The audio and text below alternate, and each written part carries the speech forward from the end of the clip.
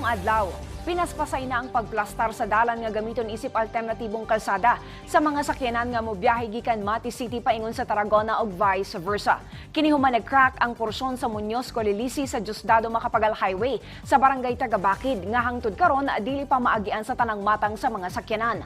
Kasamtangan nga nagapadayon ng rehabilitasyon sa Mayo Tagabakid Bugakan Road nga maoy giplastar anon himuong alternatibong dalan. Sumala sa Department of Public Works and Highways kon DPWH Region 11, nakadeploy na sila og duga nga mga heavy equipment aron mapaspasan ang pagplastar sa gamitong alternatibong dalan. Sumala sa Mati City LGU niabot sa 25 ka pamilya ang ilang gipahikling human nahitabo ang pag-crack sa porsyon sa dalan sa barangay Tagabakid nga epekto sa nasinating mga pag-ulan ug linog sa lugar. Aduna nasabgihanyag nga luna ang lokal nga kagamahanan sa Mati aron nga balhinan sa mga apektadong residente. Sanglit, makonsidera na nga high-risk area ang lugar sa nag-crack nga dalan. Subling giabisuhan sabang mga sakyanan nga moadto sa Tarragona o guban pang lugar sa East Coast sa Davao Oriental nga gamiton una ang Compostela-Katiil Road.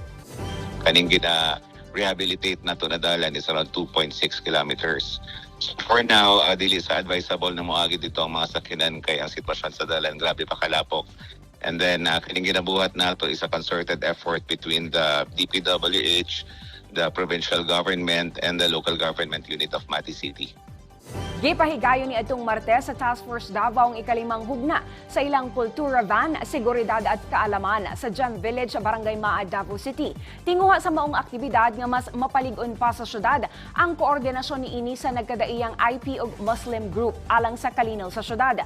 Nahimong higayon sab kini aron mapaduol sa mga ahensya sa gobyerno ang ilahang mga serbisyo sa publiko. Sanglit na ang Philippine National Police kon PNP, National Bureau of Investigation kon NBI, Land Transportation Office kon LTO, PhilHealth, hasta na City Social Services and Development Office ug ang City Agriculture's Office, hasta Philippine Statistics Authority. Gawa sa mga ahensya sa gobyerno, nidalit sab sa ilang serbisyo ang mga pribadong organisasyon ug kumpanya. Gawa sa mga IP ug Muslim sa Barangay Maa, nakabenepisyo sab ang mga residente sa uban pang barangay sama sa Barangay 5-A, 8-A, 9-A ug 10-A. Ang unang kultura van karong tuiga gitambungan ni Davao City Mayor Sebastian Duterte kinsa nagpahinumdom sa mga nitambong sa mga balaod nga angayan nilang sundon alang nasab sa kalinaw sa dakbayan. Dungan sab nga gipahigayon dinhi ang regular monthly meeting tali sa mga security forces ug sa mga leader sa nagkadaiyang indigenous peoples kon IP group ug Muslim community sa Davao City. Dinhi gipunto sa mayor ang importansya sa kooperasyon sa nagkadaiyang tribo aron masigurong magpabiling malinawan ang Davao City. Kung si Colonel Comia nga nagsasabi, kung sa seguridad lang, kung kami-kami lang, hindi namin kaya.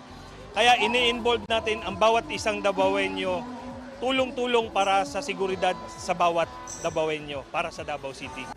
Sabi nila sa akin, ipapaloob daw nila sa opisina nila, magtitext na lang daw. Mas maganda ito sa amin, mga Iranong, kasi nakilala kami dito na marami kami palang mga Iranong dito.